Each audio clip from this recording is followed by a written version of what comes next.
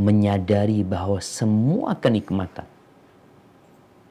yang ada pada dirinya, yang ada pada keluarganya, di tempat usahanya, di tempat kerjanya, itu adalah karunia Allah Azza wa Jalla. Bukan karena semangat kerja dia, bukan karena kerja keras dan upaya dia. Maka semoga Allah Azza wa Jalla membantu kita, menolong kita untuk senantiasa mensyukuri nikmat yang Allah berikan. Karena sebentar lagi kita akan membahas di tafsir surat Abasa ini tentang kondisi manusia. Betapa kufurnya dia dengan nikmat-nikmat yang Allah berikan. Menyandarkan kesuksesan, menyematkan keberhasilan kepada dirinya. Bahkan setelah itu dia berharap ada sanjungan dan pujian dari manusia. Tanpa bantuan Allah, sulit bagi kita untuk melewatin ujian ini. Allahumma salli wa sallim ala sayyidina wa maulana Muhammadin wa ala alihi wa ashabihi ajma'in.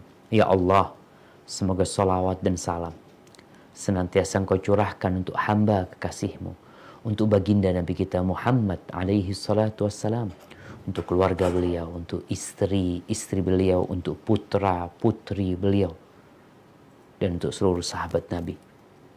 Semoga Allah meridhai kita bersama mereka. Amma ba'd, ahibati fillah.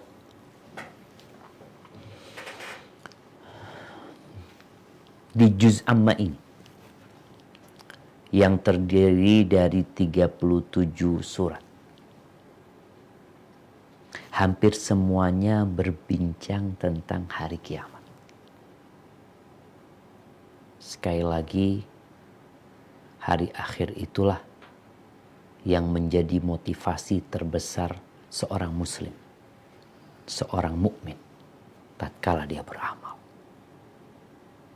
Oleh karena itu, kalau ada orang beriman, beramal soleh, berharapkan dunia, maka di akhirat nggak dapat apa-apa.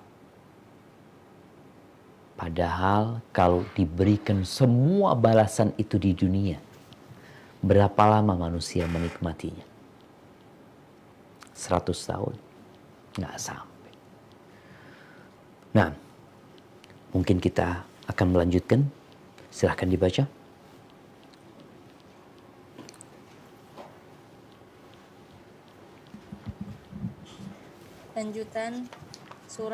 Lanjutan tafsir surat Abasa dari Lubabut Tafsir min Ibni Katsir, karya Dr. Abdullah bin Muhammad bin Abdurrahman bin Ishaq al-Syekh hafizahullahu ta'ala. A'udzu billahi minasy syaithanir rajim. Qutilal insanu ma akfarah min ayyi syai'in khalaqah min nutfatin khalaqahu faqaddarah thumma as-sabila yassarah thumma amatahu faaqbarah thumma idza syaa'a ansyarah kalla lamma yaqdi ma amarah falyanzuril insanu ila ta'amih anna sababnal ma'a sabba thumma syaqaqnal arda syaqqa fa'ambatna fiha habba wa 'inaban wa qadba wa zaitunan wa nakhla wa hadaiqa gulba wa fakihatan wa abba mata'an lakum wa li'an'amikum. Binasalah manusia, alangkah amat sangat kekafirannya. Dari apakah Allah menciptakannya? Dari setetes mani. Allah menciptakannya, lalu menentukannya. Kemudian dia memudahkan jalannya. Kemudian dia mematikannya dan memasukkannya ke dalam kubur. Kemudian bila dia menghendaki, dia membangkitkannya kembali. Sekali-kali jangan manusia itu belum melaksanakan apa yang diperintahkan Allah kepadanya. Maka hendaklah manusia itu memperhatikan makanannya. Sesungguhnya kami benar-benar telah mencurahkan air dari langit. Kemudian kami belah bumi dengan sebaik-baiknya. Lalu kami tumbuhkan biji-bijian di bumi itu, anggur dan sayur-sayuran, zaitun dan pohon kurma, kebun-kebun yang lebat, dan buah-buahan serta rumput-rumputan, untuk kesenanganmu dan untuk binatang-binatang ternakmu. Barakallahu fikum. Jamaah rahimakumullah. Di ayat-ayat ini Allah hendak mendidik manusia, memberikan pencerahan kepada dia agar tahu diri bahwa semua fasilitas yang ada ini bukan dari nenek moyang. Coba bayangin, Indonesia. Kita jangan berpikir dunia. Kita berpikir Indonesia. Semua fasilitas yang dapat digunakan itu pemberian siapa? Allah Azza wa Jalla. Bagaimana kita hidup? Apakah ada pabrik yang kerjanya membuat ayam? Tidak ada. Ada pabrik yang kerjanya membuat apel, membuat beras. Semua itu fasilitas dari Allah Azza wa Jalla. Maka kita akan perhatikan satu persatu. Ibnu Katsir rahimahullahu ta'ala menyebutkan nikmat-nikmat ini, dan agar kita tahu diri. Jangan sombong engkau siapa? Apa jabatanmu sekarang? Berapa banyak harta yang kau miliki? Berapa banyak kekuatan yang kau simpan untuk dirimu? Engkau tercipta dari air mani.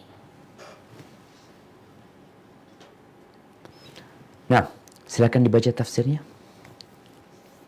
Allah berfirman, seraya mencela beberapa orang anak cucu Adam yang mengingkari adanya hari kebangkitan dan ihwal pengumpulan para makhluknya. Qutilal insanu ma akfaroh, binasalah manusia. Alangkah amat sangat kekafirannya. Ad-Dhahhak meriwayatkan dari Ibnu Abbas, Qutilal insanu, binasalah manusia, yakni terkutuklah manusia. Demikian juga yang dikemukakan oleh Abu Malik. Itulah jenis manusia yang suka berbuat dusta, karena mereka terlalu banyak mendustakan hari berbangkit tanpa sandaran yang jelas. Bahkan hanya sekedar menjauhi saja tanpa didasari oleh suatu ilmu. Mengenai firman-Nya, ma'akfaroh, alangkah amat sangat kekafirannya, Ibnu Juraij rahimahullah mengutarakan, yakni sungguh sangat parah kekafirannya tersebut. Sementara itu, Ibnu Jarir mengemukakan bisa jadi hal itu berarti apakah yang membuatnya kafir atau apakah yang membuatnya mendustakan hari berbangkit. Barakallahu fikum. Di sini ada ucapan terjemahan yang mengatakan karena mereka terlalu banyak mendustakan hari berbangkit tanpa sandaran yang jelas, bahkan hanya sekedar menjauhi saja. Bukan menjauhi ya. Menjauhi ini mungkin di antara ma'al istib'ad. Kayaknya sesuatu yang mustahil gitu loh. Hanya sekedar perasaan itu jauh. Apakah mungkin manusia dibangkitkan? Hanya perasaan. Hanya perasaan dan prasangka yang menyebabkan mereka mendustakan hari kebangkitan. Maka Allah doakan di sini kebinasaan buat mereka. Ma'akfarah. Betapa kufurnya nih. Kufur nikmat dengan apa yang Allah berikan. Kufur terhadap hari kiamat, di mana seharusnya manusia di sana dibangkitkan dan mendapatkan balasan. Lalu apa yang membuat dia kufur sebenarnya? Apa? Kenapa ada yang menyembah berhala-berhala? Kenapa ada manusia yang mengatakan wa ma yuhlikuna illa dahr? Tidak ada yang membinasakan kita kecuali masa manusia jadi tua, ya waktunya mati udah. Enggak. Maka Allah sebutkan betapa kufurnya manusia. Berapa jumlah mereka yang kayak gitu? Coba kita lihat di muka bumi ini dengan 8 miliar penduduk. Berapa banyak yang tidak memeluk agama Islam? Mungkin 3/4-nya. Mereka kufur. Di antara umat Islam sendiri, apakah semuanya percaya dengan hari kebangkitan yang merupakan salah satu rukun iman? Ya, harapan kita mereka percaya dan meyakininya. Tapi terkadang ada keimanan yang mulai terkikis, mulai menguap karena nggak mau belajar. Atas dasar apa? Kita akan lihat Allah memberikan bukti-bukti bahwa hari kiamat itu suatu hal yang mungkin terjadi dan sangat mudah bagi Allah Azza wa Jalla. Kita udah bahas tuh di surat An-Nazi'at bagaimana Allah mengatakan kepada manusia, "A'antum asyaddu khalqan amis sama banaha?" Apakah penciptaan kalian lebih dahsyat daripada penciptaan langit? Allah ingatkan. Kemudian di sini Allah mengingatkan manusia pada awal penciptaan dia. Yang mungkin di surat An-Nazi'at tidak disebutkan itu. Tapi di sini Allah sebutkan.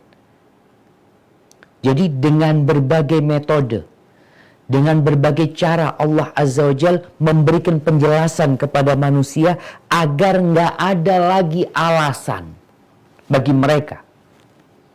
Kan ada orang yang nggak puas dikasih penjelasan kayak gini. Nggak, kok aku kurang pas ya. Oke, kasih penjelasan lagi kayak gini. Oh, kurang pas, kasih penjelasan. Ada berbagai macam penjelasan dari Allah Azza wa Jal dalam Al-Quranul Karim tentang mungkinnya kiamat terjadi, mudahnya dibangkitkannya manusia. Maka di sini Allah mengingatkan manusia pada awal penciptaannya. Dari apa engkau diciptakan? Nah, silakan dibaca. Kemudian Allah Subhanahu wa Ta'ala menjelaskan kepadanya bagaimana Dia dahulu menciptakannya dari sesuatu yang hina, dan bahwasanya Dia sanggup untuk mengembalikannya seperti awal Dia menciptakan. Maka itu Allah berfirman, "Min ayyi syai'in khalaqah, min nutfatin khalaqahu faqaddarah." Dari apakah Allah menciptakannya? Dari setetes mani. Dari setetes mani Allah menciptakannya lalu menentukannya. Maksudnya, Dia tentukan ajal dan amalnya, serta apakah dia akan sengsara atau bahagia. Subhanallah jemaah. Antum coba lihat anak. Dengan kedua tangan, dengan mata, dengan hidung, dengan mulut, dengan tinggi yang seperti sekarang ini, dengan bobot yang seperti sekarang yang Anda rasakan. Anda bisa berjalan, Anda bisa lari, Anda bisa berenang. Ternyata kita dulu dari mani. Dari mani. Sekarang ini semakin canggih lagi. Manusia dapat melihat apa yang ada dalam sperma itu, yang lari-lari, yang seperti ikan ya katanya. Sekarang bisa melihat, engkau itu dari itu gitu. Dari sesuatu yang remeh sekali. Bisa menjadi seperti kita sekarang ini. Apa nggak sadar engkau? Siapa yang menciptakan dirimu? Apakah engkau ada tanpa ada yang menciptakan? Oh, atau engkau merasa engkau menciptakan dirimu sendiri? Nggak ada yang mengatakan itu. Bapak ibu kepingin punya anak, menikah, kemudian dikasih kabar, alhamdulillah sudah hamil. Apakah ketika dikasih kabar sudah hamil, besoknya keluar yang namanya Syafiq Riza Hasan Basalamah? Maka Allah mengingatkan manusia, betapa kufurnya engkau. Kemudian ketika sampai umurnya 120 hari, ada malaikat yang dikirim untuk mencatat masa depan kita. Ada yang umurnya hanya 4 bulan 12 hari.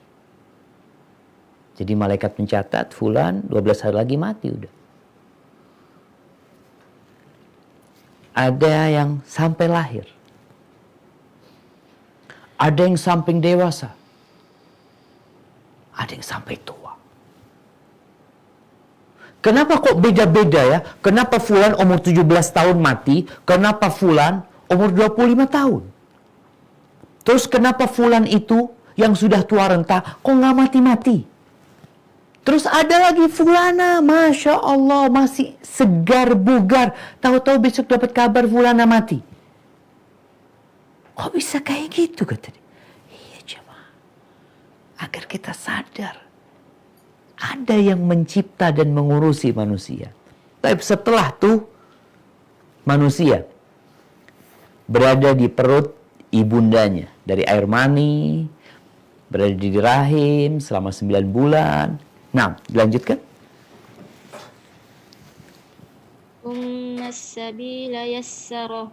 Kemudian dia memudahkan jalannya.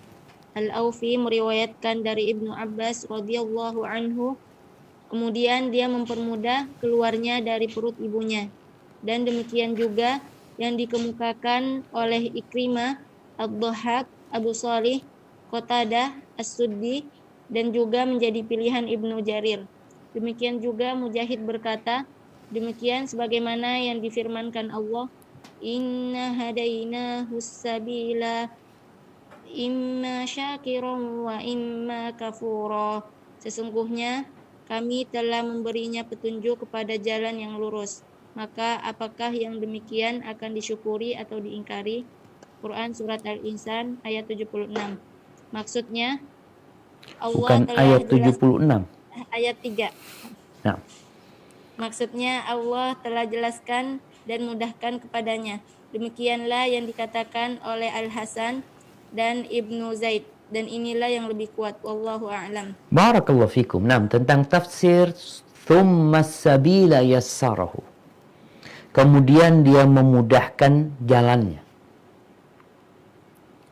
Di sini disebutkan 2 pendapat para ulama. Yang pertama, memudahkan jalan keluarnya dari perut ibundanya.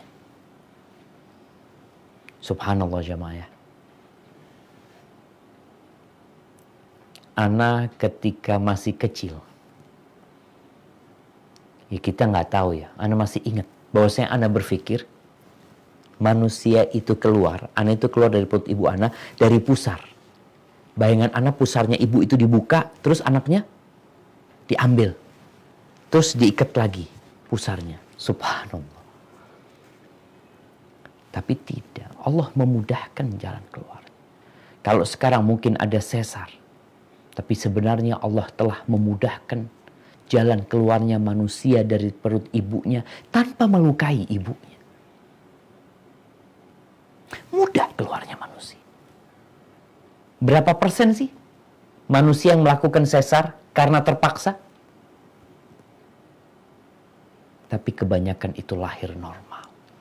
Nggak perlu ke dokter. Ke bidan selesai. Dan ada kisah seorang teman yang anaknya lahir di kamar mandi. Belum sempat ke bidan, tahu-tahu udah keluar duluan tuh anaknya. Jadi nggak harus ada orang banyak, nggak harus ke rumah sakit keluarnya manusia. Enggak, di rumahnya. Di atas ranjangnya. Ada yang lahiran di mobil, ada yang lahiran di kereta api. Ini kalau bicara Allah benar-benar memudahkan jalan keluarnya manusia dari perut ibundanya. Ini pendapat yang pertama. Pendapat yang kedua, kemudian dia memudahkan jalannya, yaitu memberikan petunjuk. Imma syakiran wa imma kafur. Allah telah memberikan semua petunjuk bagi manusia. Engkau mau masuk surga silahkan, mau masuk neraka silahkan. Jalannya udah jelas. Nggak ada yang ditutup-tutupin. Bukan seperti permainan puzzle ya. Apa puzzle itu? Ya sesuatu yang harus dipikirkan ribut. Enggak, mudah sekali jalannya. Tinggal mau apa enggak. Kemudian pendapat yang ketiga, thumma sabila yassara. Ini disebutkan oleh sebagian ahli tafsir, Allah memudahkan segala fasilitas buat hidup dia di muka bumi. Allah yang menyediakan untuk makan dia. Allah sudah mempersiapkan.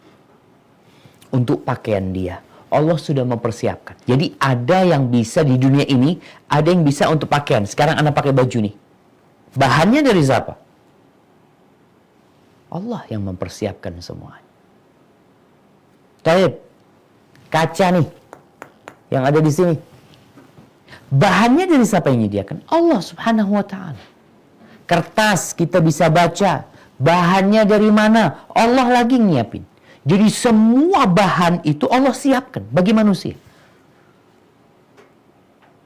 Allah menjadikan manusia sebagai khalifah di muka bumi ini. Dan Allah memberikan semua fasilitas. Dimudahkan.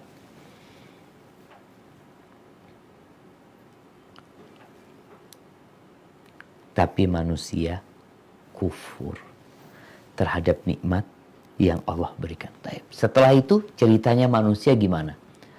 Dari perut ibu keluar dengan segala fasilitas, dengan segala kenikmatan yang Allah berikan, terus mau sampai kapan menggunakan fasilitas yang ada? Tafadhal dilanjutkan. Dan firman-Nya, summa amatahu fa'aqbarah. Kemudian dia mematikannya dan memasukkannya ke dalam kubur. Artinya, setelah dia menciptakan, maka dia mematikannya, kemudian menguburkannya, yakni Allah jadikan untuknya kuburan. Barakallahu fikum. Naam jemaah. Allah benar-benar memuliakan manusia. Tatkala makhluk-makhluk hidup yang mati dibiarkan di atas muka bumi.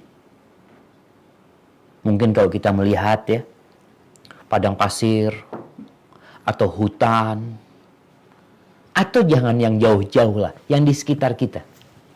Ada bangkai kucing. Mungkin yang paling banyak bangkai tikus. Dibiarin begitu. Atau dibuang ke sungai. Sedangkan manusia tidak. Dikubur. Maka ini sebuah arahan dari Allah SWT. Bahwa siapa saja yang tidak mengubur jenazahnya, maka dia tidak memuliakan manusia. Ada yang dimumikan sama mereka umpamanya. Ada yang dibakar. Enggak, dikubur. Dia tercipta dari tanah. Kembali kepada tanah. Jadi Allah bakal mematikan kita. Sebanyak apapun harta yang kau miliki, itu tidak akan dapat menebus umurmu.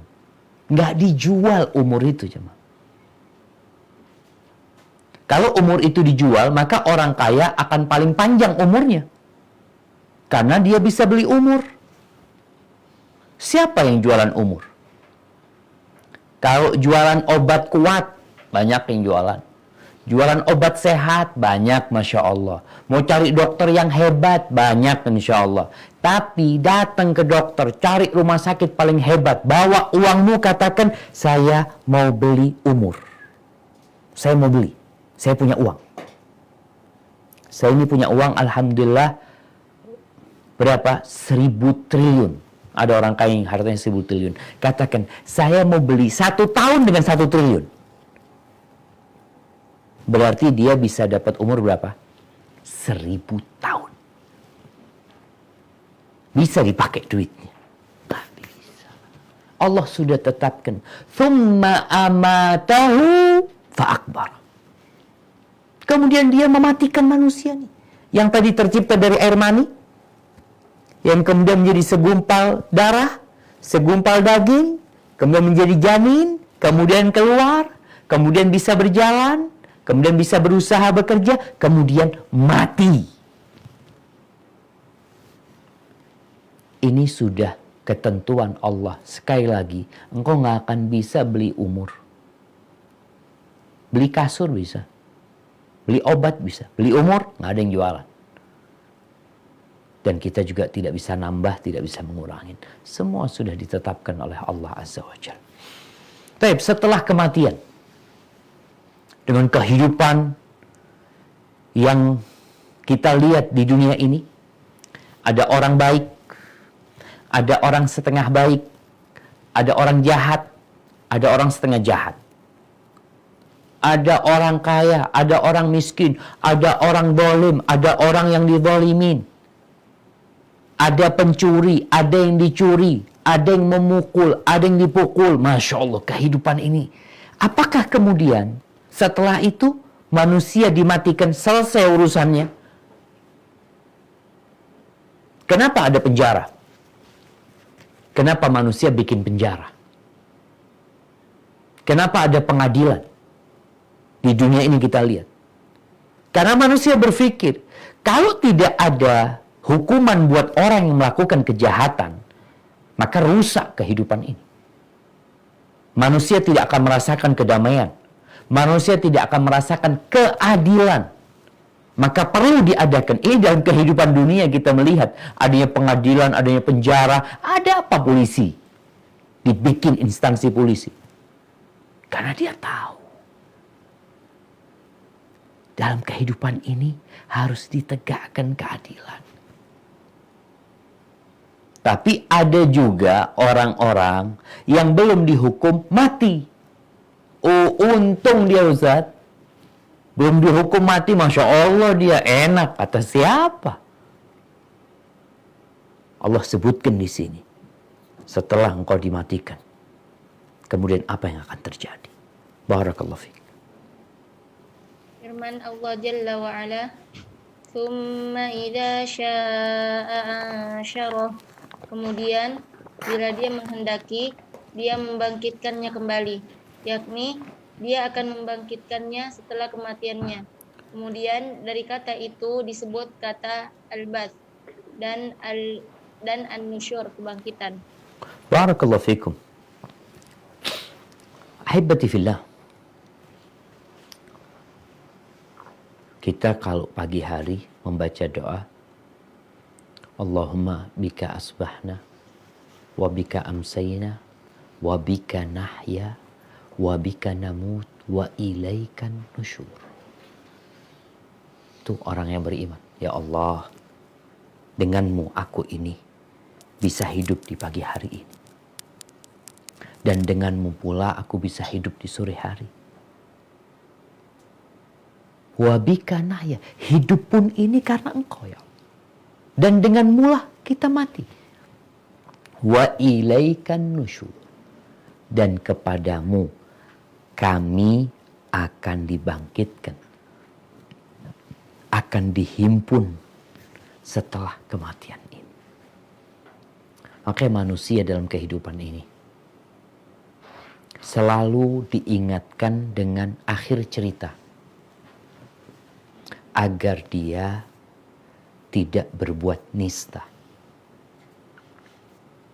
Kenapa dikasih tahu akhir cerita? Iya, nanti kan antum kalau berbuat baik dapat ini, berbuat buruk dapat ini. Sehingga dia termotivasi untuk berbuat amal kebajikan. Ketika kita mau tidur, kita baca doa. Bismikallahumma ahya wa amut. Ya Allah, dengan namamu aku hidup. Dan dengan namamu aku mati. Pagi hari bangun, dan ternyata kita masih hidup. Kita mengatakan alhamdulillah alladzi ahyani ba'da ma amatani wa ilaihin nusyur. Kepadanya kita balik. Hanya saja manusia kadang-kala baca doa itu tanpa menghayati. Sehingga nggak dapat apa-apa dia. Ada doa yang Nabi SAW ajarkan ketika mau tidur. Allahumma qini adzabak yauma tab'atsu ibadak. Ya Allah, selamatkan aku dari azabmu pada hari engkau membangkitkan hamba-hambamu. Setiap mau tidur baca itu.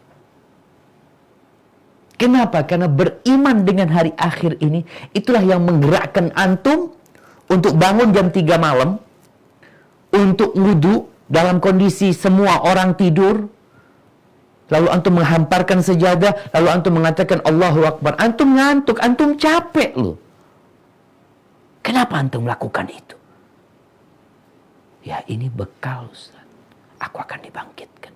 Ini nggak ada urusan sama kerjaan kita. Bukan kalau antum sholat malam terus, rezeki antum semakin lancar. Nabi alaihi salatu wassalam selalu sholat malam.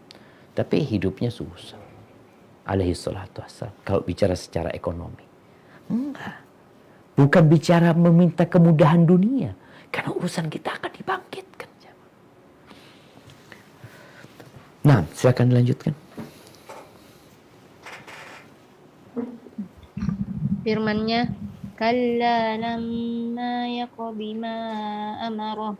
Sekali-kali jangan manusia itu belum melaksanakan apa yang diperintahkan Allah kepadanya.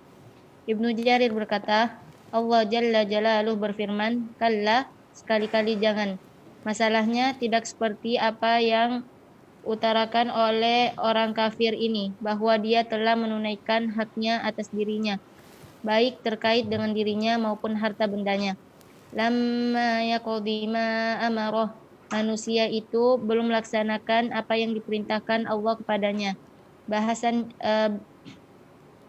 Bahasanya melalui ayat ini, dia, yakni Allah Tabaraka wa Ta'ala, menyatakan bahwasanya orang kafir itu belum menunaikan berbagai kewajiban yang diwajibkan oleh Sang Pencipta, Allah kepadanya. Lanjut. Selanjutnya diriwayatkan oleh Ibnu Jarir dan Ibnu Abi Hatim melalui jalur Ibnu Abi Najih dari Mujahid mengenai firman-Nya, kalla lamma yaqdi ma amarah. Sekali-kali jangan manusia itu belum melaksanakan apa yang diperintahkan Allah kepadanya. Dia mengatakan, tidak seorang pun menunaikan semua yang diwajibkan kepadanya selamanya. Hal yang sama juga diceritakan oleh Al-Baghawi dari Al-Hasan Al-Basri. Dan berkaitan dengan hal tersebut, saya tidak pernah mendapatkan satu pendapat pun dari orang-orang terdahulu mengenai hal ini kecuali pendapat di atas. Lanjutkan. Sementara itu, menurut saya mengenai makna tersebut, wallahu a'lam, bahwasanya makna penggalan ayat summa idza syaa'a ansyarah, kemudian bila dia menghendaki, dia membangkitkannya kembali, yakni membangkitkan dirinya. Kalla lamma yaqdi ma amarah. Sekali-kali jangan manusia itu belum melaksanakan apa yang diperintahkan Allah kepadanya.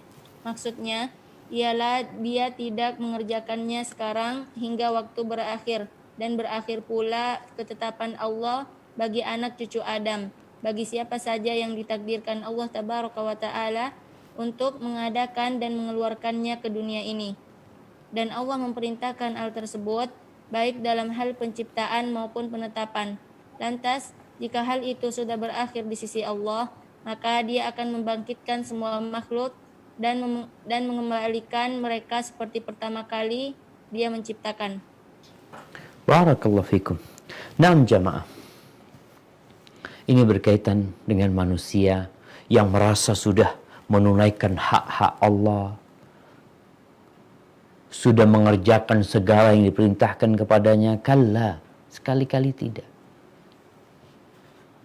Maka ayat ini menjadi cemeti buat orang-orang yang ujub dengan amal solehnya. Engkau sampai kapanpun tidak akan bisa melaksanakan semua kewajiban. Nggak bisa. Ada kewajiban yang bisa kita kerjakan. Tapi ada dosa-dosa yang kita lakukan. Tetap. Makanya kullu bani Adam khata'. Semua anak Adam melakukan kesalahan. Kenapa selesai sholat Rasulullah SAW selesai sholat istighfar. Ini yang menjadi motivasi seorang hamba untuk tidak ujub ketika dia tahu pasti ada kekurangan yang dikerjakan. Kenapa di sepertiga malam akhir, di waktu sahur, orang-orang yang kerjanya sholat malam itu berhenti mereka, lalu mereka beristighfar. Wabil ashari hum yastaghfirun. Karena sejatinya manusia semuanya nggak akan melaksanakan perintah Allah secara keseluruhan. Ada kekurangan-kekurangan yang dia lakukan. Terus apa yang harus dilakukan? Ya udah, jangan ujub. Jangan karena engkau berangkat haji tiap tahun, berangkat umrah 2 bulan sekali, memiliki sodakoh yang banyak, sholat malam, puasa sunnah, ngaji terus. Jangan kemudian engkau ujub dengan dirimu. Engkau tercipta dari air mani yang hina. Engkau ditetapkan berbuat dosa dan kesalahan. Dan kemudian hari kebangkitan itu ada waktunya. Artinya sekarang manusia hidup, kadang-kala manusia merasa kok belum terjadi kiamat Pak Ustadz ya. Katanya dekat. Enggak, waktunya memang belum datang waktunya. Ketika datang waktunya akan datang. Akan hancur semuanya dan manusia akan dibangkitkan kembali. Hadza wallahu a'lam bishawab. Nah, silakan lanjutkan.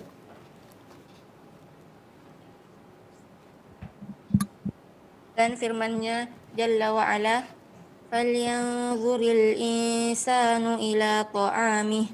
Maka hendaklah manusia itu memperhatikan makanannya. Dalam firman-Nya ini terkandung upaya mengingatkan akan pemberian karunia. Selain itu, terkandung juga dalil penumbuhan tumbuh-tumbuhan dari bumi yang mati untuk menunjukkan penghidupan kembali jasad-jasad setelah sebelumnya berupa tulang belulang yang berserakan dan tanah yang bertebaran. Barakallahu fikum. Nah, Allah Azza wa Jalla menyuruh kita melihat kepada makanan. Perhatikan makanan kita. Dari mana makanan ini datang? Ya, kalau kita bicara beras yang kita makan, nasi yang kita makan berasal dari beras. Bagaimana prosesnya beras itu, jemaah? Bukankah dari tanah yang kering? Tahu-tahu nanti jadi hijau. Yang hidup di kampung itu benar-benar melihat, jemaah, apa yang terjadi dengan proses makanan ini. Kalau mungkin yang di kota, ya dia sudah jarang mungkin ya. Orang-orang Jakarta udah jarang melihat sawah.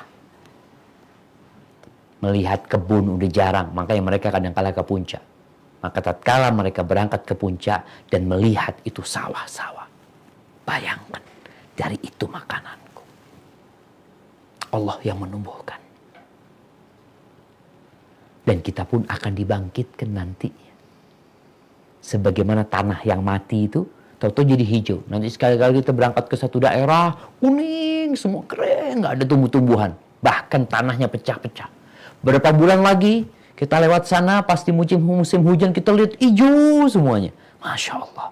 Kok bisa seperti itu Allah Rabbul Alamin? Di sini Allah menciptakan fasilitas yang Allah berikan kepada manusia. Dilihat tuh.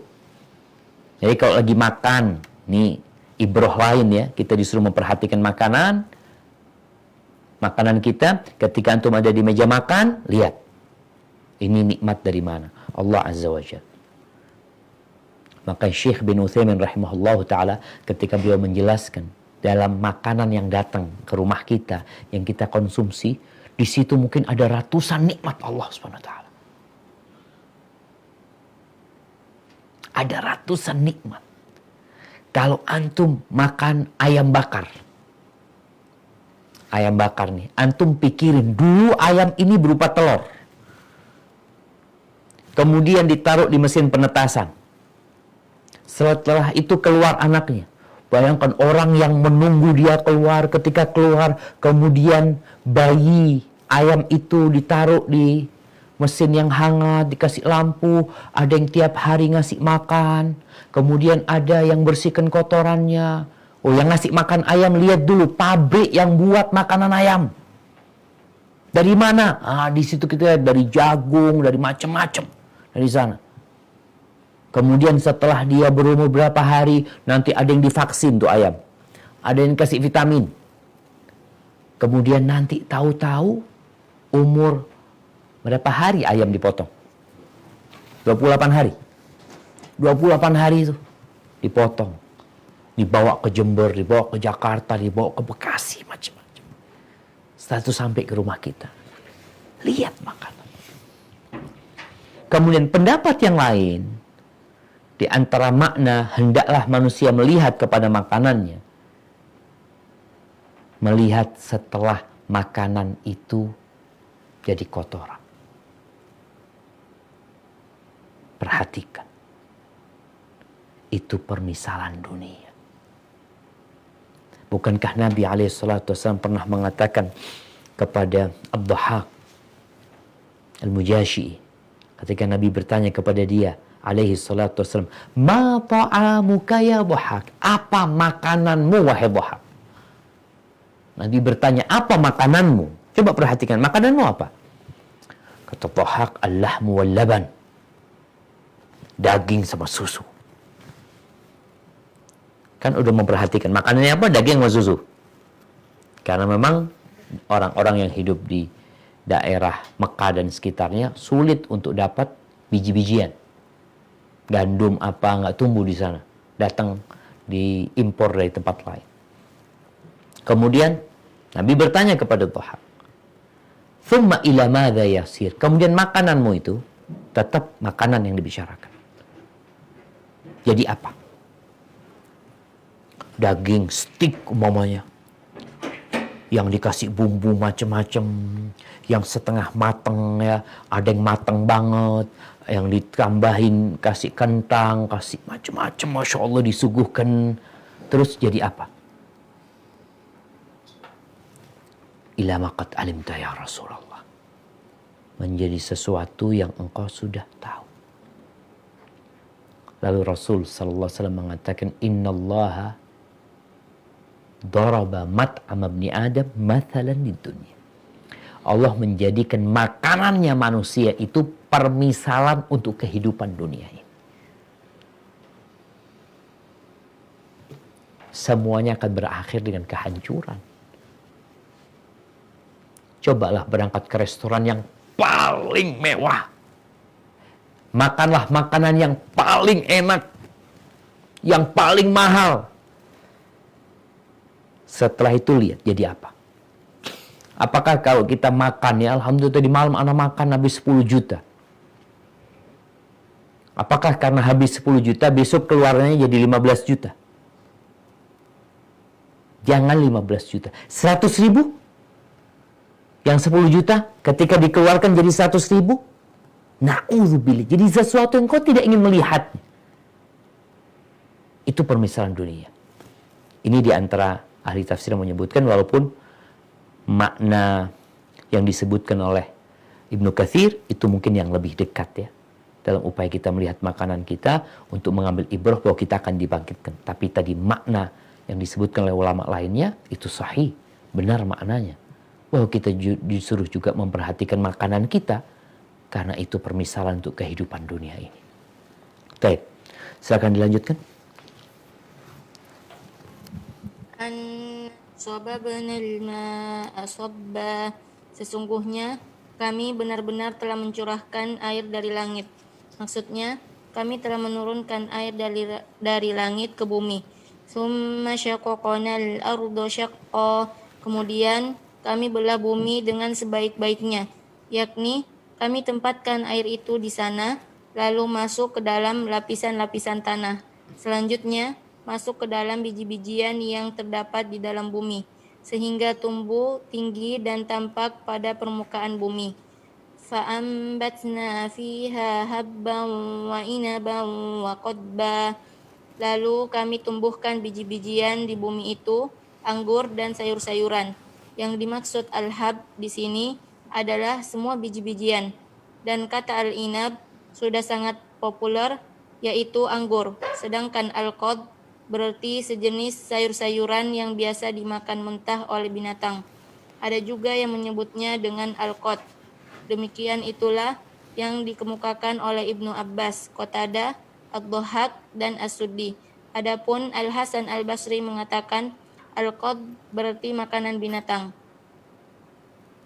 Wa zaituna, zaitun. Zaitun ini termasuk sesuatu yang telah populer, yaitu bumbu. Perasannya pun dapat dijadikan sebagai bumbu, juga untuk menyalakan lampu pelita, juga untuk meminyaki sesuatu. Barakallahu fikum. Terjemah, sebelum kita membahas tentang ayat-ayat ini, ana masih kurang paham ya. Penerjemahannya zaitun ini bumbu. Kalau di bahasa Arabnya admun atau idam, yaitu lauk jemaah.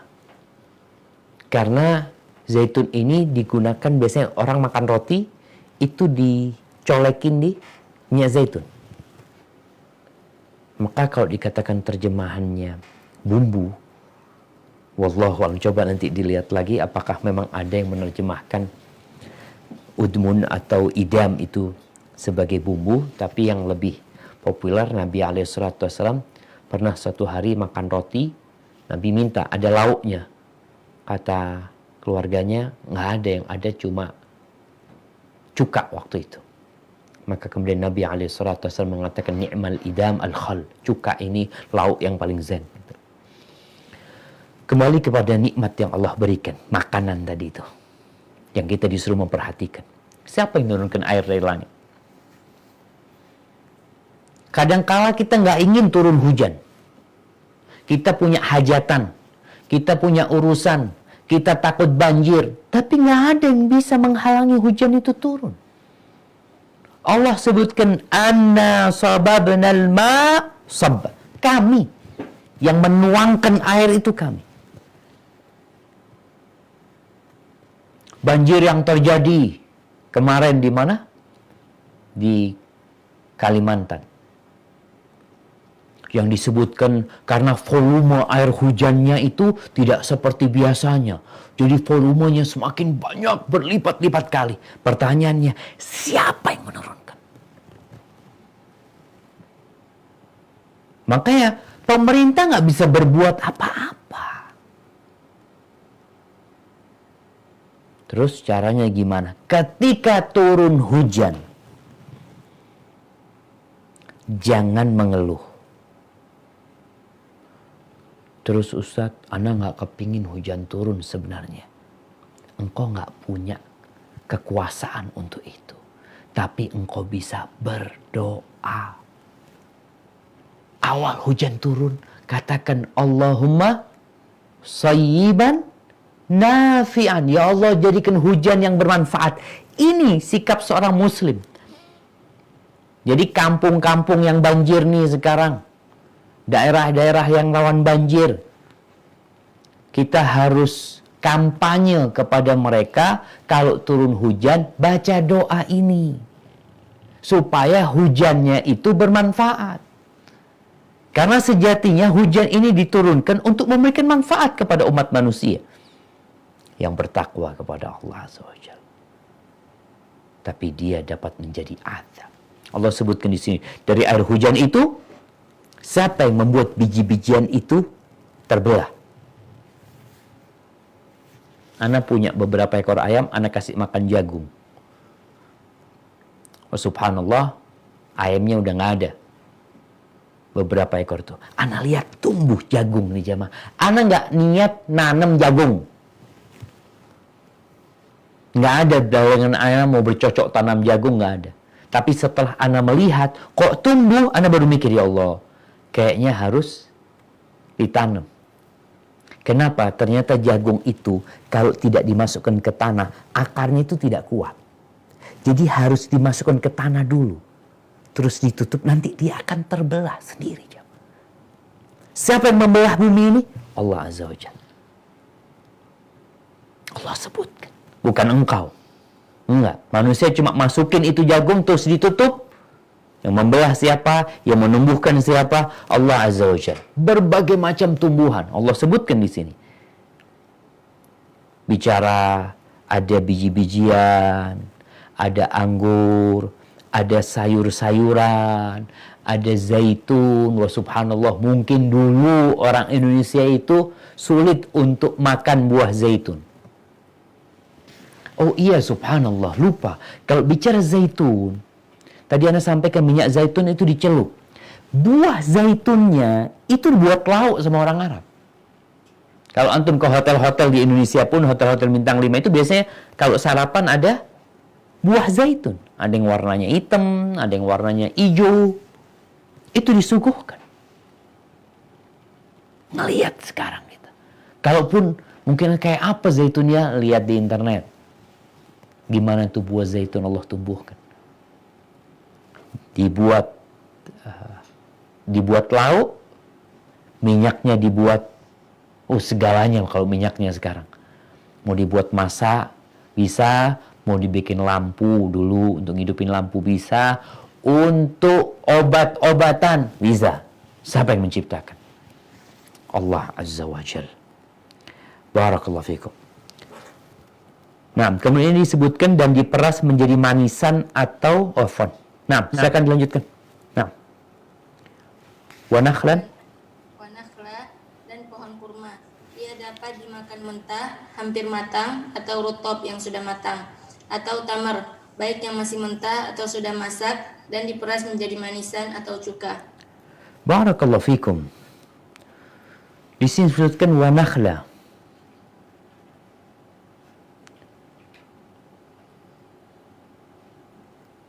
Atau tamar baik yang masih mentah atau sudah masak.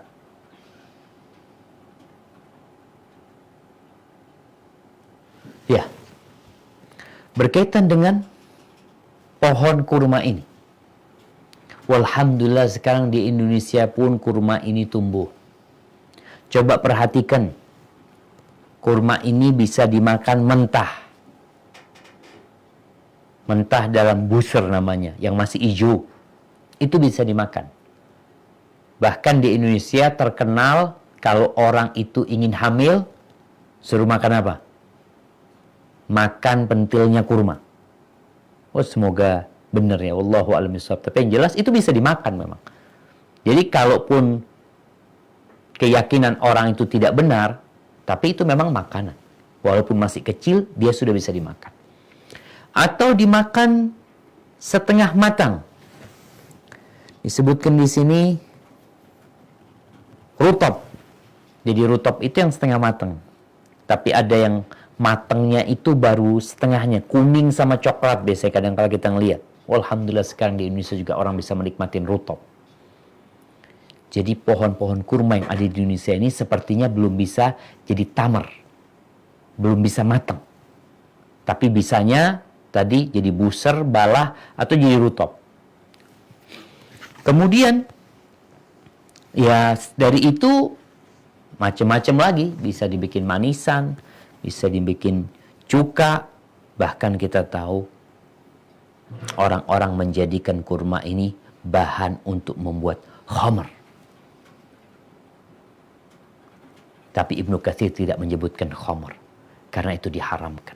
Yang disebutkan cuka. Sebenarnya untuk menjadi cuka itu, dia itu melewati fermentasi. Yang nanti ada fasenya, dia menjadi khamr. Tapi buat seorang muslim nggak boleh. Dia harus dibiarkan sampai menjadi cuka. Ini nikmat yang Allah berikan kepada manusia, jemaah. Berkaitan dengan kurma sendiri, Rasulullah SAW mengatakan, baitun la tamra fihi jia'un ahlu. Rumah yang nggak ada kurma, kelaparan orang di dalamnya. Kelaparan. Loh Ustaz, kalau kita beras Ustaz di Indonesia, ada beda kurma sama beras. Kalau beras itu harus dimasak. Jadi orang punya beras tapi nggak punya gas, bisa makan nggak? Nggak bisa. Orang punya beras tapi nggak ada gas, nggak bisa. Apalagi banyak orang sekarang masak nasi itu pakai rice cooker, listrik, padam listriknya, nggak bisa.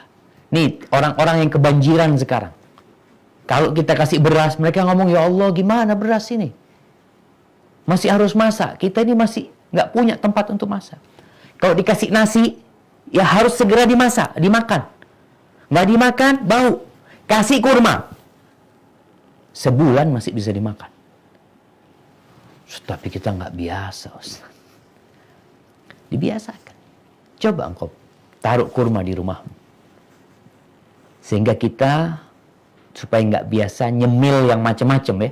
Kita kan kadang ada cemilan coklat apa macam. Tapi kalau ada kurma, Masya Allah. Ini Allah menyebutkan tentang nikmat yang Allah berikan kepada hambanya. Yang seharusnya kita syukuri. Walhamdulillah, sekali lagi Ana katakan. Subhanallah, Ana melihat nikmat Allah di masa sekarang ini. Kita itu mendapatkan nikmat, merasakan nikmat yang belum pernah dirasakan sama Fir'aun. Fir'aun Raja Mesir. Nggak punya kulkas di rumahnya, jemaah. Bayangkan. Apakah Fir'aun punya freezer di rumahnya? Jadi makanan musim mana? Musim dingin, ada di musim panas. Nggak ada. Tapi Allah berikan itu kepada kita sekarang. Maka kita harus benar-benar mensyukuri. Fir'aun nggak pernah merasakan AC, ya tidur di bawah AC gitu. Nggak ada.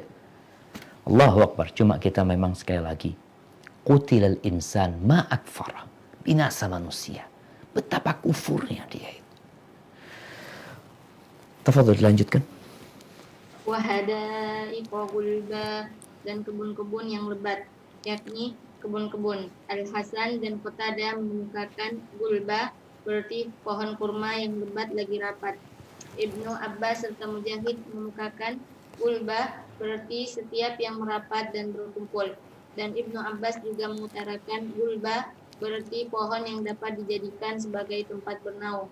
Lalu Ali bin Abi Thalhah meriwayatkan dari Ibnu Abbas, dia berkata tentang ayat wahadaiqa gulba dan kebun-kebun yang lebat, yaitu tumbuhannya yang tinggi. Ikrimah mengatakan banyaknya pepohonan. Barakallahu fikum. Ahibati fillah. Antum pernah berpikir nggak? Kenapa Ibnu Katsir kok menyebutkan banyak pendapat seperti ini? Kalau nggak cukup terjemahannya aja, langsung dikatakan kebun-kebun yang lebat. Karena mereka berusaha untuk menafsirkan ayat-ayat ini sesuai dengan makna yang diinginkan oleh Allah Azza wa Jalla. Makanya kalau orang belajar hanya dari terjemahan Quran umpamanya, dia tidak membaca tafsirnya, kadangkala dia hanya akan mendapatkan makna yang dipahami oleh penerjemah. Sedangkan Ibnu Katsir rahimahullah ta'ala menyebutkan berpendapat fulan seperti ini, fulan seperti ini. Karena kita nggak boleh berbicara dari nafsu kita berkaitan dengan Al-Quranul Karim. Barakallahu fiqh. Nah, berarti ini nikmat lain ya. Kebun-kebun yang Masya Allah ya. Kalau mungkin Orang-orang Arab di Mekah tidak melihat yang seperti itu. Tapi tatkala mereka melakukan perjalanan ke Syam, dia lihat kebun-kebun dengan pohon-pohon yang tinggi. Dan sekarang di Indonesia, di negeri-negeri yang lainnya, ini menunjukkan bahwasanya Al-Quran bukan diturunkan hanya untuk orang Arab, tapi diturunkan untuk umat manusia. Barakallahu fikum. Nah, Allah Jalla Jalaluhu berfirman, wa fakihatan wa abba, dan buah-buahan serta rumput-rumputan. Kata al-fakihah adalah hasil yang dikeluarkan dari tumbuhan berupa buah-buahan. Ibnu Abbas berkata, al-fakihah adalah sesuatu yang dimakan dalam keadaan berair basah, dan al-ab adalah sesuatu yang tumbuh dari tanah yang dikonsumsi oleh binatang ternak dan tidak dimakan oleh manusia. Atta berkata, sesungguhnya yang tumbuh tidak sesuatu yang tumbuh di permukaan tanah disebut dengan al-ab. Ibnu Jarir menukilkan dari Anas, dia berkata, Umar bin Al-Khattab radhiyallahu anhu pernah membaca Abasa wa tawalla, dan ketika sampai pada ayat wa fakihatan wa abba, dia mengatakan, kita telah memahami kata al-fakihah, tetapi apa arti al-ab?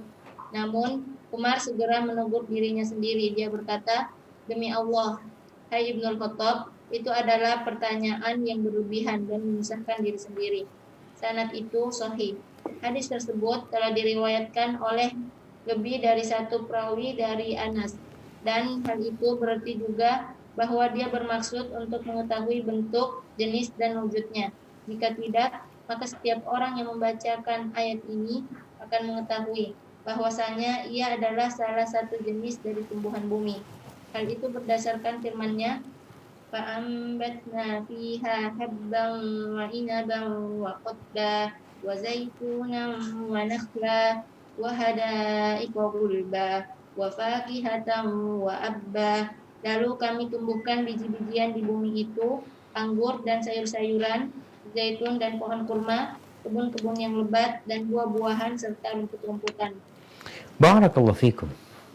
Ahibati fillah. Kalau di sini sebutkan riwayat dari Umar bin Khattab ya, berkaitan dengan makna abba. Kenapa kemudian Umar kok introspeksi diri ketika dia mengatakan, kami tahu namanya fakihah itu buah-buahan. Tapi abba ini apa gitu. Maka Umar kemudian introspeksi diri mengatakan, kayaknya berlebihan pertanyaan ini. Abba itu yang jelas tumbuh-tumbuhan sudah. Kalau tanya modelnya yang kayak apa, tingginya seperti apa, buahnya seperti apa, bunganya seperti apa, itu berlebih-lebihan. Maka ada riwayat dari Abu Bakar Siddiq radhiyallahu anhu yang dia pernah ditanya tentang abba. Bismillahirrahmanirrahim.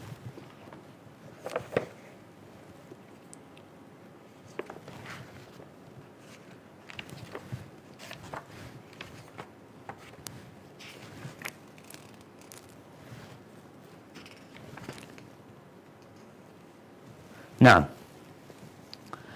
ketika ditanya tentang abba ini tidak disebutkan oleh ana heran sama yang meringkas ya. Karena di kitab tafsir aslinya disebutkan riwayat dari Abu Bakar Siddiq radhiyallahu anhu, di mana Abu Bakar ditanya wa fakihatan wa abba. Apa makna abba? Lalu Abu Bakar mengatakan, ayu sama'in tudhilluni wa ayu ardin taqilluni in qultu fi kitabillahi ma la a'lam. Dia mengatakan, langit mana yang akan menaungiku dan bumi mana yang akan mengangkatku kalau aku mengatakan dalam kitabullah sesuatu yang aku tidak memahami. Ini peringatan buat kita semua. Ketika mentafsirkan sebuah ayat. Ketika nggak ngerti, ya nggak usah dijawab. Wallahu a'lam. Karena terus terang di negeri kita, dengan munculnya Islam liberal ini, ada orang non-muslim bikin tafsir Quran. Non-muslim. Dan yang memberikan pendahuluan, memberikan rekomendasi itu, subhanallah, profesor doktor. Ini ironis banget jamaah ya. Tapi semoga Allah Azza wa Jal memberikan hidayah kepada kita. Yang jelas jamaah, Allah telah mengaruniakan kepada kita berbagai macam tumbuh-tumbuhan, biji-bijian, buah-buahan. Yang itu sebagai nikmat yang Allah berikan kepada kita. Buat kita dan buat hewan ternak kita. Nah, silakan dilanjutkan. Yang terakhir. Dan Allah Subhanahu wa taala mata'an lakum wa li'an'amikum, untuk kesenanganmu dan untuk binatang-binatang ternakmu, yakni sebagai bekal hidup dan untuk binatang ternak kalian di dunia ini sampai hari kiamat. Allahu Akbar. Jadi semua fasilitas itu mata'an lakum wa li'an'amikum. Kesenangan buat kalian dan buat hewan ternak kalian. Sampai hari kiamat. Allah menyediakan semua fasilitas itu. Terus tugas kita apa? Mengabdi kepada Allah. Ahibati fillah, seorang yang dikasih fasilitas di sebuah perusahaan. Semuanya disiapkan. Makanan disiapkan. Kendaraan disiapkan. Terus dia tidak melaksanakan tugasnya dengan baik. Bagaimana menurut orang lain, orang ini orang tidak pandai bersyukur. Maka Allah mengingatkan semua nikmat itu agar kita mensyukurinya. Hadza wallahu a'lam bishawab. Itu yang bisa Anda sampaikan pada kesempatan kali ini. Kurang lebihnya mohon maaf, mungkin kita masuk ke sesi tanya jawab. Nah, Anda persilahkan. Munadia. Assalamualaikum warahmatullahi wabarakatuh. Ustaz. Waalaikumsalam warahmatullahi wabarakatuh. Nah, Ana baca pertanyaan masuk ya Ustaz. siap. Bagaimana kita memaksimalkan waktu luang kita karena dengan situasi yang ada sekarang ini malah banyak lalainya. Anak-anak Ana sudah kembali ke pesantren lagi. Masya Allah. Ana alhamdulillah menyimak kajian-kajian di YouTube tapi kadang kurang fokus. Mohon nasihatnya Ustaz. Masya Allah. Barakallahu fikum. Nah, orang itu baru akan merasa nikmat kalau dia kehilangan sesuatu yang dulu ada pada diri dia. Mungkin kita merasa anak-anak ketika ada di rumah, ada yang capek, jenuh. Ketika anak itu ke pesantren, baru akan berasa. Ingat cerita sahabat ketika dalam satu peperangan ya. Kalau nggak salah peperangan Dzatur Riqa, yang udah kita bahas insya Allah di kitab sirah itu. Ini para sahabat berangkat. Waktu itu kalau nggak salah Abu Ubaidah yang jadi pemimpinnya. Di antara mereka. Itu dikasih satu kurma. Tiap hari itu cuma satu kurma. Kurma ini kalorinya besar sekali sebenarnya. Kemudian ketika mereka pulang dari perang. Ceritalah sama kawan-kawannya. Oh kita perang nih. Subhanallah perjalanan itu satu hari satu kurma. Kata yang gak ikut perang ngomong apa? Ya Allah, apa gunanya satu kurma? Kita baru sadar gunanya satu kurma itu ketika besoknya sudah gak ada kurma. Jadi yang satu kurma itu nikmat ternyata. Bagaimana mereka menikmatinya dengan diisap seperti bayi mengisap, kata mereka. Nah, kembali kepada tadi, ketika anak-anak ada di rumah, ya, ada kegiatan ngaji sama anak-anak, anak-anak setoran sama ibunya, ada nikmat yang besar. Maka yang anak-anaknya masih di rumah, tolong dimanfaatkan nikmat ini. Ini ladang pahala yang besar. Karena buktinya penanya ketika mereka sudah balik ke pesantren, selesai sudah. Kembali sendiri lagi di rumah. Apa yang harus dilakukan? Untuk memanfaatkan waktu, maka perlu membuat program. Hidup itu kalau nggak diprogram, akhirnya ya mengalir aja. Akhirnya banyak disebutkan waktu luang, lalai. Coba bikin sebuah program selama masa pandemi ini umpamanya. Apa yang mau dikerjain? Ada kegiatan harian yang mungkin berkaitan dengan ibadah. Zikir pagi dan petang dari jam sekian sampai jam sekian umpamanya. Kalau yang berkaitan dengan ibadah, kalau bicara nuntut ilmu di program nih, alhamdulillah sekarang sudah bisa ketahuan ya, kajian-kajian para ustadz ada jadwalnya. Mamanya tiap hari Rebu jam 9 ada kajian tafsir, ana mau tafsir. Tapi setelah kajian tafsir itu, hari itu aku akan murojaah. Tafsirnya itu dibaca lagi karena ada orang yang habis kajian ya udah ketemu kajian lagi pekan depan. Jadi ilmu yang didapat hari ini itu menguap. Padahal dia bisa punya program tadi dikatakan nggak fokus kan. Ya udah kalau nggak fokus, selesai kajian dibaca lagi, disimak lagi. Karena waktu kajian live kan nggak bisa diberhentikan ustadznya. Tapi kalau sudah nggak live, diberhentikan ustadznya, dibaca lagi. Oh ini maksudnya tadi. Ini maksudnya. Sehingga dapat ilmu itu. Karena jangan sampai kita banyak ikut kajian, tapi nol. Kenapa nol? Nggak fokus. Ikut kajian ini, nanti kajian lagi, nanti kajian lagi. Maka tolong satu kajian yang kita, satu hari itu, mamanya Ana mau satu kajian satu hari itu, kemudian di murojaah. Atau 2 kajian lah. Setelah itu di murojaah. Tafadhol. Jadi perlu ada program dari kita. Ini yang berkaitan dengan tadi bicara ibadah, ada program ibadah, ada program menuntut ilmu, ada program yang urusan duniawi sekarang. Nabi SAW mengatakan, ihris ala ma yanfa'uk. Bersemangatlah engkau untuk meraih yang bermanfaat buat engkau. Bersemangat. Apa saja yang bermanfaat. Urusan dunia dan urusan akhirat. Wasta'in billah. Dan minta tolonglah sama Allah. Kita perlu minta tolong sama Allah. Punya waktu luang banyak, kita minta tolong ya Allah. Kira-kira buat apa nih Allah? Bisa bercocok tanam. Nih emak-emak ya. Masya Allah kadangkala kemarin Ana baca berita yang tuker rumah sama bunga ya. Sama kembang. Kira-kira kembangnya tuh bisa bikin sayuran nggak ya? Memang buat lalap gitu ya. Kayaknya nggak bisa, mungkin hanya bisa dilihat. Tapi itu salah satu nikmat Allah SWT yang Allah tumbuhkan. Jadi kalau bicara lihat keindahan bunga-bunga itu nggak ada masalah. Tapi ingat sama Allah, ya Allah ini Allah ciptakan warnanya ini. Ini Allah ciptakan warnanya ini. Allah ini keluar bunga seperti ini. Ini aromanya seperti ini. Di setiap bunga itu ada tanda-tanda kebesaran Allah SWT. Tapi mungkin engkau bisa bercocok tanam yang memang bisa dimakan. Ini cerita lagi nih. Ana ngelihat kakak Ana nanam mentimun.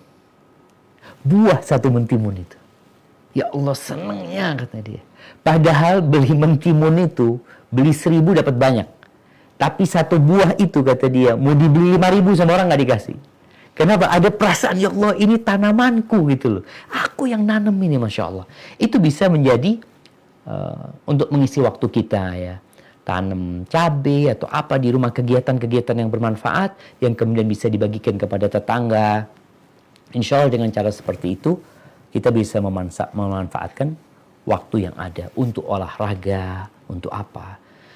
Jadi jangan sampai waktu kita itu pergi membuat kita sakit.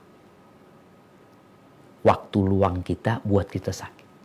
Ada orang yang kebanyakan duduk pegang handphone, tiduran pegang handphone, bukan tambah sehat, tapi tambah sakit. Hadza wallahu a'lam bissawab. Nah.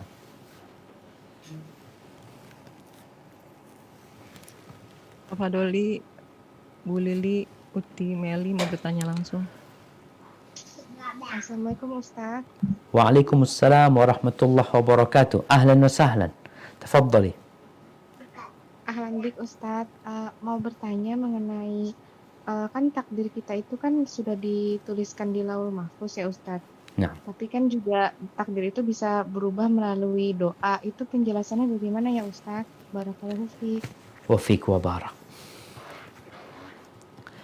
Jamaah rahimakumullah. Di antara rukun iman, an tu'mina bil qadari khairihi wa syarrihi. Engkau harus beriman dengan takdir yang baik dan yang buruk. Allah mengatakan inna kulla syai'in khalaqnahu biqadar. Segala sesuatu itu Allah ciptakan sesuai dengan ketentuannya, ada ketentuannya. Tapi kalau pertanyaannya, gimana Ustaz? Katanya udah ditulis di Lauhul Mahfuz, tapi doa bisa merubah takdir. Kita itu nggak pernah tahu sama takdir kita. Kita nggak tahu apakah kita hari ini sakit atau besok sakit kita, atau kita sembuh insya Allah sepekan ini nggak sakit. Kita nggak tahu. Terus tugas hamba berusaha. Doa katanya bisa merubah takdir. Nah, dan doa pun dari takdir. Doa ini pun dari takdir Allah Subhanahu wa taala. Karena tidak ada sesuatu apapun yang terjadi di muka bumi ini melainkan dengan takdir Allah Jalla Jalaluh. Jadi kita berdoa sebagaimana anti berusaha, suami anti bekerja. Apakah kerjanya suami bisa merubah takdir menyebabkan dia jadi orang kaya? Jadi orang lebih banyak duitnya? Kita ini sedang diperintahkan untuk berusaha. Kita percaya kalau umpamanya umur ana umpamanya 60 tahun. Ya sudah 60 tahun. Tapi ana banyak berdoa Ustaz. Ana banyak silaturahim. Mungkinkah umurnya jadi 63 tahun? Mungkin. Tapi itu pun sudah ada dalam takdir Allah. Jadi tidak ada pencatatan baru. Semuanya sudah tercatat. Karena Allah tahu bahwasanya fulana ini hamba akan berdoa. Dia seharusnya nggak punya anak. Kita tahu ya bagaimana Nabi Ibrahim berdoa Rabbi habli minas salihin, Rabbi habli minas salihin. Umur sudah 60 tahun, tetap doa Rabbi habli minas salihin. Umur sampai 70 tahun, tetap doa Rabbi habli minas salihin. Umur 86 tahun, dikasih anak sama Allah SWT. Tugas kita tuh berusaha. Jadi bukan memikirkan takdir. Takdir ini diimani, diyakini. Ketika dapat sesuatu yang tidak kita sukai, kita bersabar. Dapat sesuatu yang nikmat, kita syukuri. Maka berdoalah, memohon kepada Allah SWT. Dan doa itu juga nanti jadi takdir Allah. Yang sudah Allah tetapkan dalam Lauhul Mahfuz. Hadza wallahu a'lam bishawab. Maka jangan kepikiran sama takdir. Tapi diimanin itu takdir. Barakallahu fiik.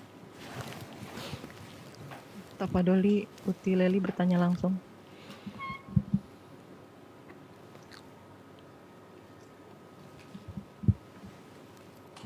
Assalamualaikum Ustaz. Waalaikumsalam warahmatullahi wabarakatuh. Ahlan wa sahlan. Tafadhali. Ustaz, kalau terkait dengan makanan gitu Ustaz, misalnya Siap. seseorang tuh makannya nggak terlalu bersih atau sehat 100% gitu Ustaz. Apakah lazim jadi dia untuk maksiat pun jadi bermudah-mudah gitu Ustaz. Terus kan kita kalau bisa hawa nafsu kita itu kita jangan turutin gitu lah Ustaz ya. Kalau misalnya kita lagi pengen makan apa gitu, apa sebaiknya ya jangan diturutin dalam rangka melatih hawa nafsu atau bagaimana sebaiknya Ustaz? Nah, Afwan, yang pertama tadi yang anti sebutkan berkaitan dengan makanan yang kurang bersih. Ya, Bukan maksudnya, makanan haram kan? bersih atau tidak? Bukan ya, maksudnya ada pengawet. Iya, atau- sahih. Nah, barakallahu fiik. Apakah itu berpengaruh kepada ibadah hamba? Jadi berbuat dosa karena Maksudnya makannya dia seperti itu. Jadi bermudah-mudah makanan aja dia nggak mau yang- Jaga-jaga gitu kan? gitu Ustaz. Gimana? Nah, sahih. Ya jamaah. Memang manusia ini harus disiplin. Tapi ada orang yang disiplin banget. Makanannya sehat. Tapi nggak ibadah sama Allah juga. Kita ngelihat. Ada orang-orang yang non-muslim ya. Yang mungkin makanannya itu semuanya tanpa pengawet. Apa istilahnya? Organik. semuanya organik ini itu. Kemudian makanan dia nggak mau pakai minyak, jadi kalau nggak direbus, dibakar sama dia. Tapi ahli maksiat dia. Jadi ana rasa mungkin tidak ada hubungannya antara tadi apakah orang yang makanannya kurang sehat kemudian membuat dia bermudah-mudahan untuk melakukan kemaksiatan. Wallahu alam. Yang ana pahami sepertinya tidak ada hubungannya karena ini berkaitan dengan keimanan kepada Allah Azza wa Jal. Kadangkala orang makanan nggak sehat itu ya karena memang nggak punya fulus untuk beli yang lebih zen ya. Itulah yang dia milikin. Makanya anak pernah makan cilok. Subhanallah. Kok orang seneng banget ya makan cilok itu. Ketika panas kayaknya enak. Tapi ketika dingin anak jadi takut untuk makan. Karena isinya semuanya lemak-lemak kayak gitu. Jadi mungkin kita tetap harus berhati-hati makan yang sehat. Kemudian gaya hidup lah. Gaya hidup yang sehat. Insya Allah dengan cara seperti itu. Ini termasuk usaha kita menjaga tubuh kita yang Allah berikan kepada kita. Jangan menzalimi tubuh kita. Bahkan Nabi SAW membuat aturan sampai makan pun. Apa kata beliau SAW? Ma mala'a adamiyun wi'aan syarran min batan. Manusia itu tidak mengisi wadah yang lebih buruk daripada perutnya. Nggak ada yang lebih buruk dari perutnya. Maka Nabi memberikan arahan, sudah kalau engkau makan, biasa bibni Adam luqaimat yuqimna biha sulba. Cukuplah makan makanan yang membuat punggungmu tegak. Bisa duduk gini jemaah. Orang kan kalau kurang makannya jadi lemas gitu ya. Jadi yang bisa bikin tegak punggungnya sudah. Makanan yang cukup bikin tegak punggungmu. Fa in kana fala muhala. Tapi ada orang yang enak di makanannya, Ustaz, kata dia.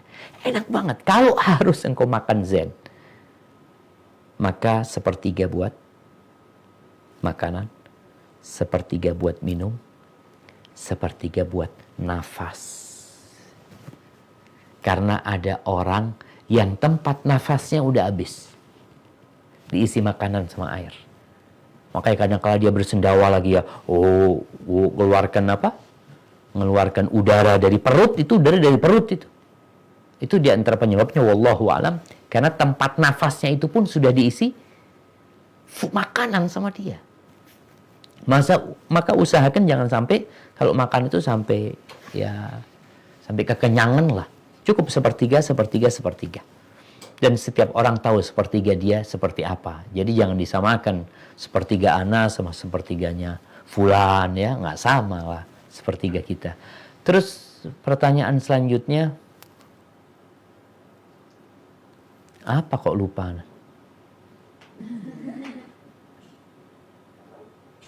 Apa tadi?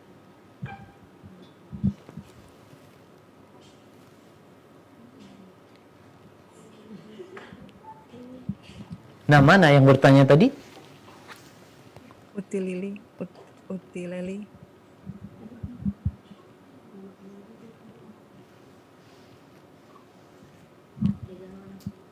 Untuk menjaga hawa nafsu gitu, Ustaz. Oh iya, maksudnya makan ya. Nah, apa nggak semua yang kita inginkan kita turutin gitu loh. Walaupun halal ya betul. Betul jemaah. Jangan semua yang kita mauin kita harus beli. Tahan nafsu kita. Ini termasuk berlatih nahan nafsu kita. Ada bagaimana Umar bin Khattab memberikan pelatihan kepada istri dan anaknya dengan mengatakan awala kullama ishtahayna ishtaraina. Apa setiap kali kita ada syahwat kita ingin kita beli? Ya enggak lah. Karena manusia ini membeli karena dua hal. Yang satu kebutuhan, yang kedua kemauan. Kalau kebutuhan ya silahkan. Tapi kalau kemauan nggak akan ada ujungnya kemauan kita. Emak-emak nih beli baju. Kalau bicara kebutuhan berapa sih butuhnya baju? Mungkin 3 helai, 2 helai lah. Satu dipakai, satu buat ganti. Tapi kalau bicara keinginan, subhanallah, nggak akan ada berhenti. Bicara tas, kenapa emak-emak itu punya tas sampai 10? Anak heran ya.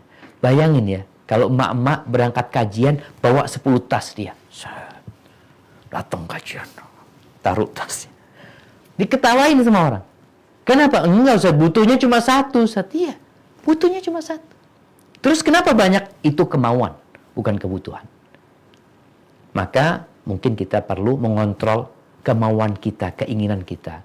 Jadi nggak semua yang kita inginkan kita harus beli gitu loh. Maka umat Islam tuh selalu dilatih di bulan Ramadan. Dilatih. Begitu pula dengan urusan dunia ini.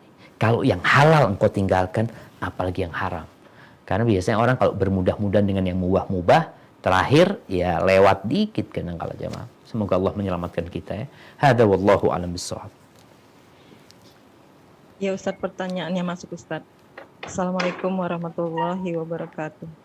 Waalaikumsalam warahmatullahi wabarakatuh. Ustadz, Ana memiliki seorang putri lagi di pesantren. Di hari libur dia selalu menelpon Ana dan bercerita tentang teman-temannya. Dia juga mengadu kalau dia kesel atau cemburu gitu saat ada orang lain yang dekat dengan sahabat dia tersebut. Tolong nasihatnya seperti apa yang bisa Ana sampaikan ke anak Ana, karena hal ini jadi pikiran dia dan berpengaruh juga ke kesehatannya yang akhirnya tidak bisa masuk kelas. Dan mungkin bisa ditambahkan juga Ustadz, baik juga untuk di sini mengenai adab berteman berarti Ustadz. Demikian Ustadz. Jazakumullah khair. Subhanallah jemaah. Iya.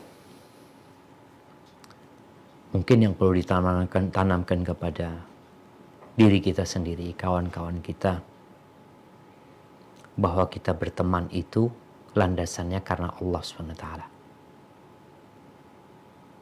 Kebanyakan pertemanan, persahabatan di masa Ibnu Abbas aja waktu itu, setelah masanya para sahabat, yang dulu mereka berteman karena Allah, setelah itu banyak pertemanan yang karena kepentingan.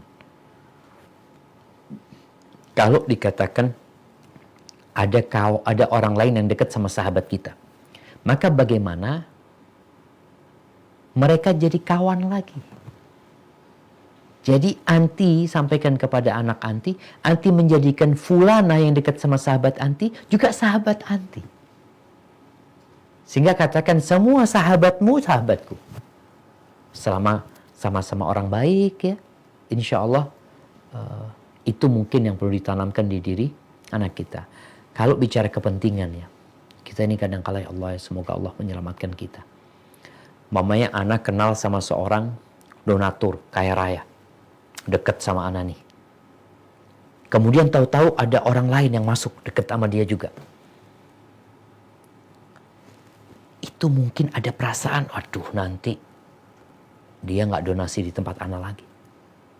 Dia akan kasih ke orang lain. Perasaan seperti ini tolong dihilangkan.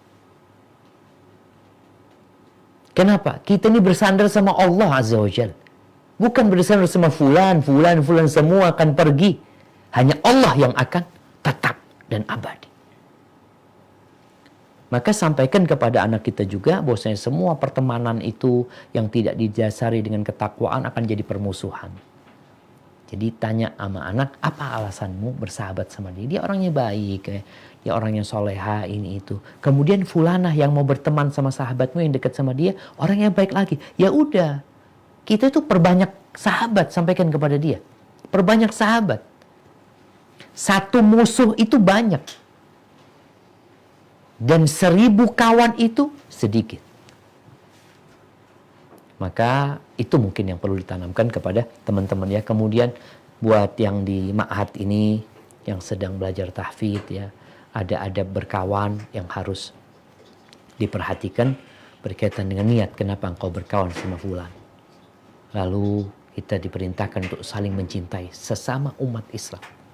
Mathalul mu'minin, permisalan orang-orang beriman, fi tawaddihim wa ta'atufihim wa tarahumihim. Permisalan orang-orang yang beriman dalam cinta dan kasih mereka. Itu seperti satu jasad. Seperti satu jasad.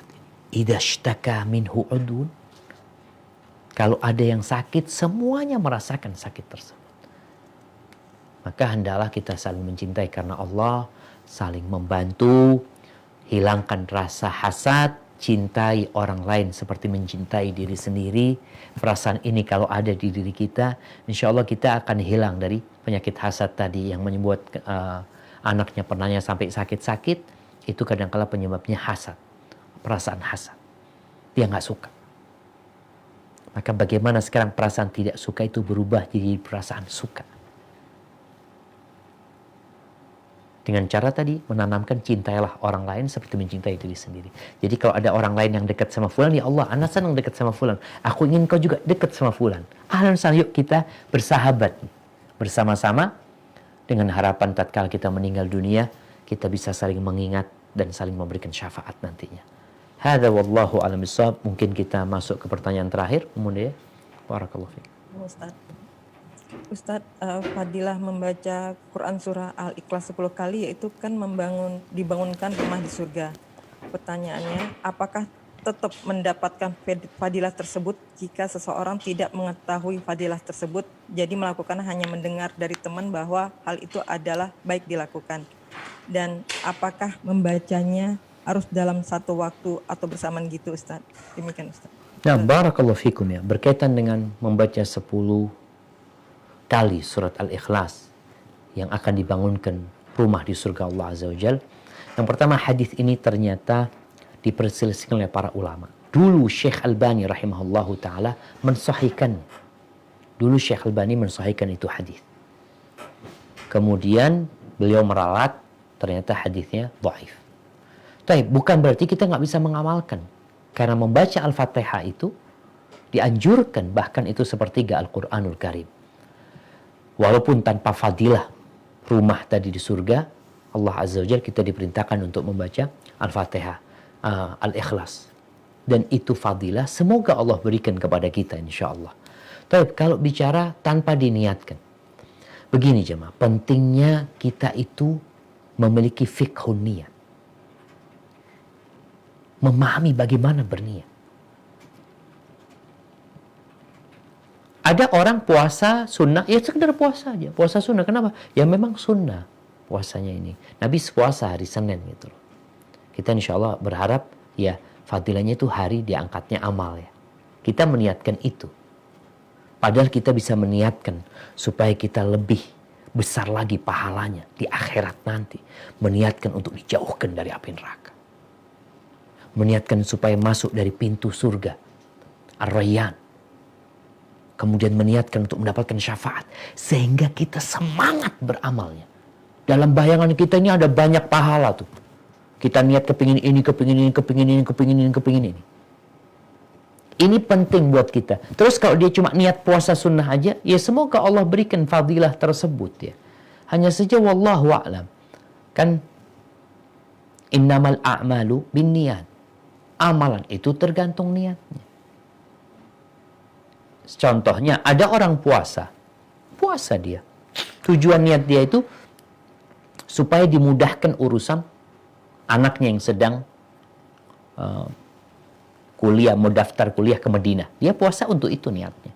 Ya itu yang akan dia dapatkan.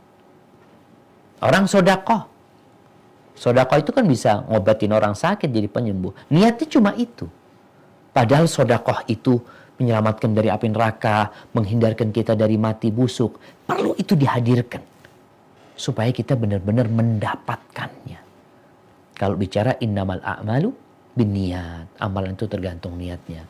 Terus kalau membaca Al-Ikhlas itu, apakah harus secara langsung? Insya Allah, kita itu membaca Al-Ikhlas dalam sehari lebih 10 kali.